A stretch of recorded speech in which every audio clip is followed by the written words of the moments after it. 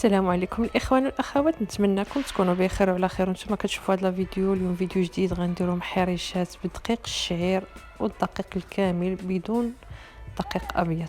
كيجيو محمرين، كيجيو رطبين، ما كيجيوش قاصحين نهائيا. مقادير بسيطه، وخليكم مع المقادير وطريقه التحضير. واللي اول مره كتشوف القناه ديالي ما تنسانيش من لايك وتخلي لي تعليق زوين. اول حاجه غادي ناخذ واحد الزلافه ديال الدقيق ديال الشعير، راه كيكون كحل.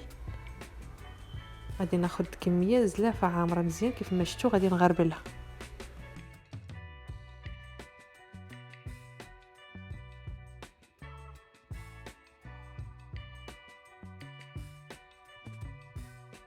صافي كيبقى لينا داكشي ديال الشعير كنحيدوه. غادي ناخذوا نفس الكميه ديال القمح بنخالته، حتى هي غادي ندوزها في الغربال. كتبقى لينا ديك النخاله الغليظه شويه كنحيدها. صافي كندير واحد الحفيره في الوسط، كندير معلقه كبيره ديال الخميره حبيبات او 2 معالق صغار، واحد معلقه صغيره ديال الملح، عندنا معلقه ديال حبه حلاوه ومنافع، ممكن تعوضوها بالكمون حبوب كيجي فيها المذاق زوين. معلقه ديال السنيده هذه اختيار، يعني ما بغاش يديرها ما يديرهاش، المهم انا درت معلقه صغيره. صافي غادي نبدا نعجن بالماء دافي عادي، العجينه عاديه كتكون.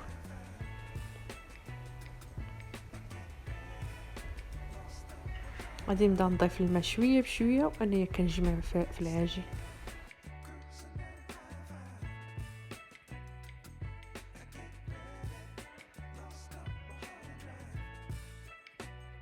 راه دغيا كتجمع، ما كتعذب ما حتى شي حاجه. صافي العجين ما خصوش يكون مرخوف بزاف وما خصوش يكون قاصح.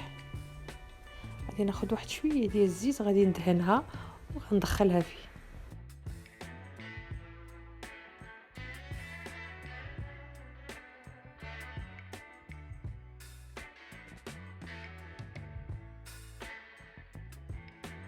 غادي نخليها، غادي نغطيها بالبلاستيكه واحد المنديل ونخليها حتى كتخمر لينا مزيان. غادي ندوزو نشكلوها.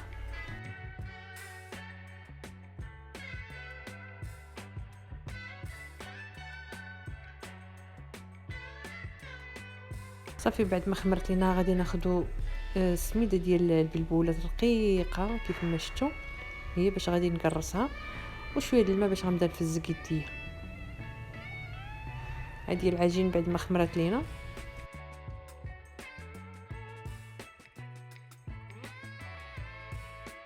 صافي غنبقى نفزق يديا بالماء، وغندير كويرات غير صغيورين ما نكبرهمش باش يجيونا الخبيزات حلوين.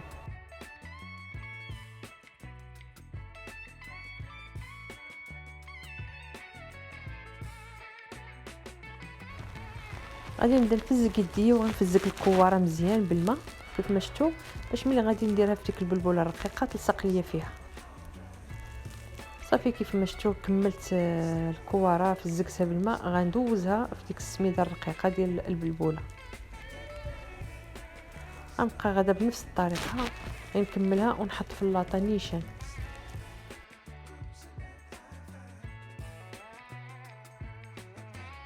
المره الثانيه غسلت يدي، ضروري تغسلوا يديكم ديك البلبوله اللي كتكون لاصقه لكم في يديكم باش ما تجيش في العجين مدقسه.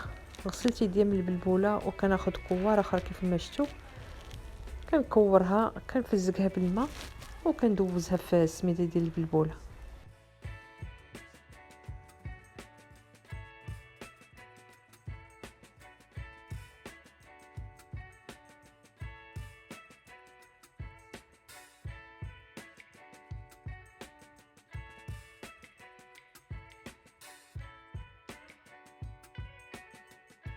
صافي بعد ما كملتهم كاملين غادي نقرصهم غير شويه، تقرصوا مش بزاف حيت الشعير ودقيق القمح ما كيتنفخوش بزاف. صافي اللاطه جاتني صغيره على 6 ديال الخبيزات، حيدت وحده خليت غير 5 باش يجيوني مقادين. بعد ما كملتهم بالتكراس غادي نخططهم هكا غير كتزيين. غادي نخططهم قبل ما يخمروا.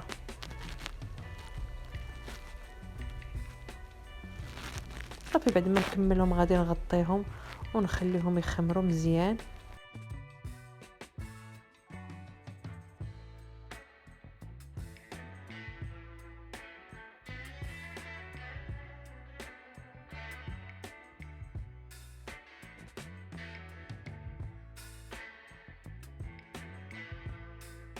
هادو بعد ما خمروا لينا كيف ما شفتوا تنفخوا لينا، كنكونوا شاعلين الفران يكون سخون مزيان مزيان. انا درتهم في الفران ديال الضو، شعلت من تحت ومن الفوق، درت اللاطه في الجهه التحتانيه وصافي. بعد ما تحمروا ليا عاد من التحت عاد هزيتهم الوسط. وكيف ما شفتوا هما تحمروا لنا الخبيزات وجاو فنين فنين، كيجيو واعرين في المذاق بداك حبه حلاوه والمنافع. غادي نقسم معكم الخبيزه باش تشوفوها كيفاش جات من الداخل. شفتوها كتجي من الداخل مجعبه، ما كتجيش مدقسه نهائيا وما كيجيش كارم، كيجي رطب. كنتمنىكم تجربوه، وراه كيجي صحي، كيجي زوين بزاف بزاف، لا في المذاق ولا يعني من ناحيه ديال الصحه ومن ناحيه المذاق كيجي لذيذ لذيذ. ما تنسونيش من لايك، ديروا لي لايك وخليوا لي تعليق زوين، واول مره كتشوف القناه ديالي دير الاشتراك وتفعل الجرس باش يوصلها كل جديد.